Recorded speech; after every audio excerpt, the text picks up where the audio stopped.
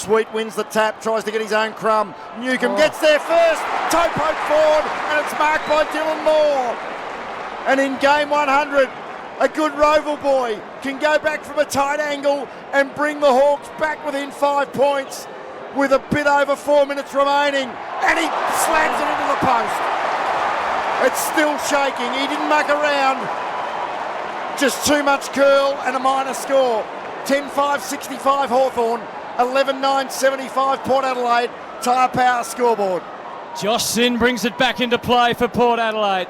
Thump out to the wing goes the kick. Desperate times now for Hawthorn, knocked forward by Weddle. Warple makes his presence felt. His left foot kick slews off towards the boundary line, but it's a skill error according to the umpire, so it'll be thrown in. And the pleas fall on deaf ears for a free kick. Throw in 40 metres around. 75 Port Adelaide, 65 Hawthorn. You can understand and feel the tension, Meek. Tapped it down towards Watson. It's not Watson, though. Brewster has the chance. Flip further to Finn McGuinness. The tagger snaps. The tagger goes! Now it's the Hawthorn fans' turn to roar with all their might. What a final! Finn McGuinness, only in the team because Will Day is injured, steps up. 11-9-75 Port Adelaide. Hawthorn 11-5-71. We're going all the way. Well, Port Adelaide look out on their feet. They couldn't get away from that stoppage, and Hawthorn had all the speed. The next number out there. Well done, McGuinness, as the ball was coming across the 50. He just kept his width. He didn't get drawn into the footy, so he just kept waiting for his Hawthorn teammate, whoever it was going to be, to pick it up. And he was right in the eyes, nice and balanced, and a great finish. And he's one of the fittest players in the AFL, and he's run both off his feet there. So, as I said, Port have to score one more here. They won't hang on for another 3.5 minutes. Noise deafening. Knock them down, drag them out. Finals football at the Adelaide Oval. Meek takes it straight out of the ruck. Handballs to Warple, who kicks on his left foot to centre half forward. Burgoyne smashes away from Dylan Moore into the path of Horn Francis, who gave it back to Burgoyne. Handball to Willem Drew. Tired left foot kick to centre half forward. Weddle read it best, slipped over, but then wriggled away from Radagalia. Got a handball to Morrison. Comes in ball with a dangerous kick. Moore's attempted Marcus spoiled, but if he's there, but he was mown down. He was run down.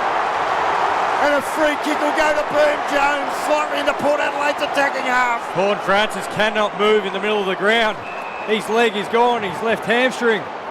Oh, he kicked it everywhere. It's either a really bad cramp or a really bad hamstring. He's being helped off the ground. They're a man down. Boat kicks it. They're still holding out for a hero. Radagalia wasn't far away. And now Georgiades is tackled by Hardwick, and they'll take the draw. It's not even so damaged. He's dragging it along the grass. Yeah. He can't even lift it off the ground. Oh, that is just agony. And it's agony for Port fans. Quick kick goes to Rosie. Wasn't worthy of a mark, and it's not worthy of holding the ball. Now Drew might get penalised for that. He has kicked it well after the decision. He kicked it well after the decision. You've just got to keep your head in these situations. Horn Francis can't walk. He's like Carmichael Hunt on debut. And the free kick is going to Hawthorn. Amon fires it. Straight lines towards goal, marked by Nash. He wanted to play on. Impetuous, he gave it a Weddle. Hawks take it wide into open country at half forward. Clock counts down to 2 minutes and 19 seconds. D'Ambrosio tries to keep it in. He can't. And it's over the boundary line and out of bounds. So silly going back to Willem Drew. You could have had the ground packed up inside your forward 50, but you just allow Hawthorn to have the door ajar. Kick and a half from goal for the Hawks. For the umpteenth time tonight, Meek and Sweet. No clear winner of the tap, but Meek wins the contest emphatically, kicks it forward, but sends it sailing out of bounds on the full. And the youngster, the only teenager in the Port Adelaide side, in Logan Evans, will take the resultant free kick between back pocket and half back. City end of the stadium, out in front of the Riverbank stand. Nothing on short. It's a 60-metre drop punt to a contest. In front there was it Weddle? No, it was Scrimshaw. Didn't quite complete the mark. Stacks on the mill. And umpire Rosebery comes rushing in. wants the football, and he'll throw it up again in neutral territory. Port with an extra behind the ball, Radaglia. 1 minute 50. It's whacked away by Butters. Went straight to Scrimshaw. Here's their chance. Deep. Charles. Sicily! Oh. From 3 deep, James Sicily takes the mark of the night with thanks to Grunt. The mark was one thing. This is all about the kick, and it rests on the shoulders of the captain. He's got to kick it 50 metres to put them in front with 1 minute 15 on the clock in the final. Talk about big, big kicks for goal. He's missed. He's missed. He hit the post. Clipped the post. Throws his head back in bitter disappointment. Port fans celebrate, but it's not over yet. 3-point margin. You tipped this, Mike. Logan Evans with the kick in. There's still enough time for the Hawks. It gets to the back of the contest. Players throw themselves in from all points of the compass. A trip. Umpire Stevens called it immediately. And it's going to go to Big Meek. He handballs to Scrimshaw. He roosts it to within about 20 of goal. Radaglia the double-fisted punch. But there's Hawthorn players everywhere. Stacks on the mill. Port Adelaide won't let it out. Scrimshaw tries to handball it free. He gets it as far as D'Ambrosio. He steps around Burne-Jones. He kicks into the forward pocket. Radaglia takes the mark with 30 seconds remaining. And it's Port Adelaide's to lose. Can they see off this last 30 seconds? They lead by 3 points. Time up. Radaglia goes as long and as humanly possible. Can the Hawks win it back? The spoils D'Ambrosio, scrambles one. McDonald trying to dive on it. 40 metres out from goal. 40 metres away from Hawthorn having any chance. Single figures now. They'll need one of the most magnificent performances individually ever from here. They get the kick, but the siren sounds. The siren sounds. A final for the ages.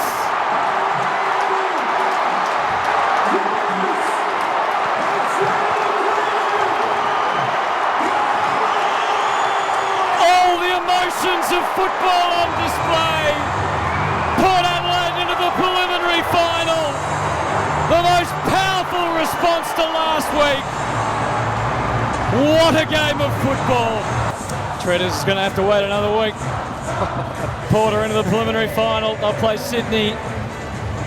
Just privileged to be here, lads. Yeah, it has been, Huddo. One of the great games. I'll never forget this one. Like, Kenny Hinkley's still got his hands on his head. Like the release for him, you know, what a great, Jimmy touched on it, one of the great wins for him in his career, and I agree, like, I'm wrapped for him. Everyone's getting around James Sicily with, you know, he'd be shattered. He had the opportunity to kick that for his team. He missed it. That one will live with him for a long time, but Port Adelaide's pressure was off the charts, and they couldn't, both teams were brave. They were both exceptional on the night, but Port Adelaide, their pressure early set this up, and the pressure they had the whole night. He and Moore both hitting the post in the last quarter. But I tell you what, Monday's review will be. It'll be Burgoyne's clean hands through the middle, Darcy Burns' Jones's tackle. The place erupted here with that chase down tackle. They won the big moments. Jordan Sweet, when Lloyd Meek went off for a big chunk of that last quarter, he took over, and even his run down tackle of Two Phones Child was huge, and it was just big moments for Port Adelaide. They hung tough. Like, I don't think there was anything pretty about their football tonight, but both sides, and you know, I don't want to downplay Hawthorn, but geez, both sides just left it all out there, and what a game. Right team won, didn't they? You could make the case for Hawthorn too. There was so many big moments in this, and thank goodness it didn't come down to Travis Boak's touch on James Sicily's snapshot. Yeah, as well. I would have hated that. What a game of football. It was two different styles. The Hawks, I'll give it to them, they kept trying to put pace on the game when everyone was exhausted. They just went and went. There was some decision makings. What was Willem Drew thinking a couple of times late in the game? Players were cramping everywhere, and It's a very happy Ken Hinkley out there. That's the biggest smile I've seen. Ken's one of the great huggers. He's trying to find everyone to hug. I reckon he'd hug the 51,000 in here tonight. And I think that's what made it as well. I think it's on here. This is Sicily's going off. I reckon Kenny Hinkley's yelling out to Jack Ginnivan, "You're not flying anywhere, Jack. We're not seeing." Yeah. And so Sicily. No. Well, I think they're forming a guard of honour for Bruce's 300th. No, there's more to it. Oh, there's more to it. Yeah. Right. Look. Yeah, there is too. No, Wow. There's a lot of verbal. Yeah, it was Kenny. Kenny lost his way. Look. They're still going at each other. Yeah. Yeah. They're still going. I thought, This is the best camera angle, Lloydie. Kenny's just smiling, staring back at him. That's a stare off there between Sicily. Yeah. He was disappointed. He's still giving it to him, saying it was a Well, there we go. Yeah. He didn't like the touch. Kenny's reined it back in now. They're still going at each other here as James Sicily's one of the chair offerers, Beaver, with Jack Gunston, and he's chairing off Luke Bruce, and out the side. Never seen that before. Yeah, sucking lemons as he's doing it. Yeah, and he's actually even turned around just to give a little bit of extra. Port Adelaide too, as Hawthorn were coming, they got out of jail. Some of their positioning again late with the three big boys. I know they were good, Alair, Zirk Thatcher and Radagalair, but Sicily's marks late. If you've got two spare backs, that means you don't give your direct opponent a 10-metre leg rope. Tell you what, if this was the old school, I'd meet you in the tunnel out the back of the change rooms, Beaver. It looks like that, doesn't it? What a pair of games these two clubs have played this year. Probably certainly the most amazing finish to any home and away game we had this year, with Port coming from the clouds and Burn Jones soccering through. So, Kenny, now is this a Bunnings replay or is this? Yeah, Bunnings replay. He's acting like, "Hey Jack, you're not flying anywhere." And he's doing the plane sign to him. Yeah, he's going not flying anywhere and laughing at him. Yeah, and that's where Sis has gone over. He's emotional as it is, James Sicily, and he thought it was really poor from a coach. Is that unbecoming from a coach? It probably is. It's poor taste straight at that time, you know. People argue if you want the theatre in the game. I agree. You probably wouldn't do it, but it's created something. He's now gathered them in. The lights have been dulled somewhat here at the Adelaide Oval, and the Port Adelaide players, I think they're signing some souvenir footballs to hand them out. The other postscript, we want to keep an eye on how Jason Horne-Francis is moving, because he couldn't lift his leg. He could not lift his leg as he was taken off with, about 4 minutes to go, and he's going to be the biggest injury story of the week as to whether... it is cramp. Yeah, he's moving fine now. So I was watching it because that crucial clearance they got late where Hawthorn actually took the ball forward, and you want to go back and have a look at the pickup of Burgoyne, like full tilt, at his ankles. But he's fired the handball to Horne-Francis, who actually didn't move from the centre bounce, Beaver. I'm like, he actually hasn't moved. He turned around and the ball was on him.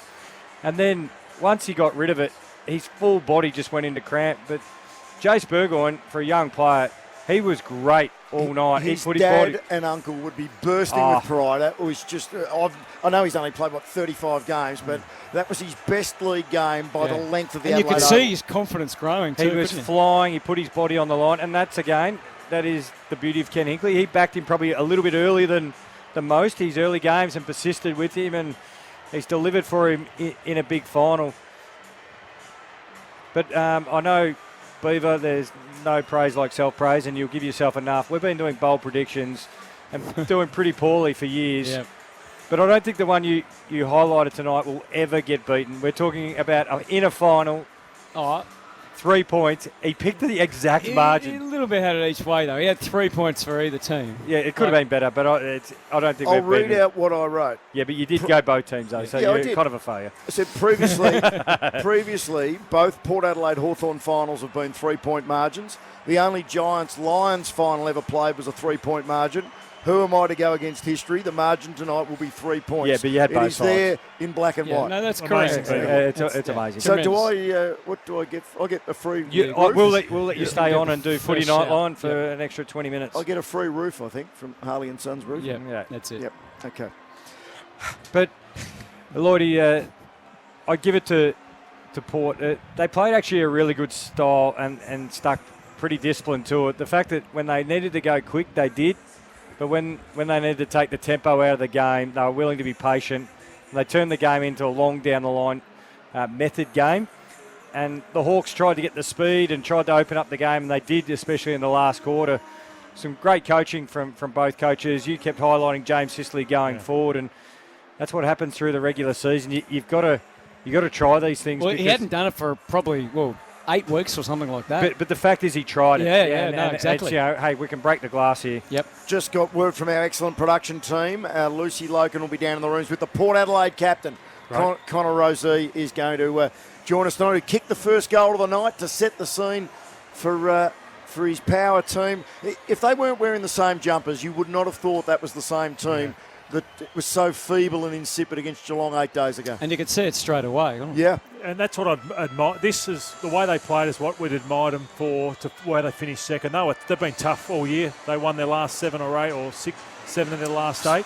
Six in a row before last week. And even that win in Perth, they beat Carlton at Marvel. They belted Sydney here. So they just kept winning.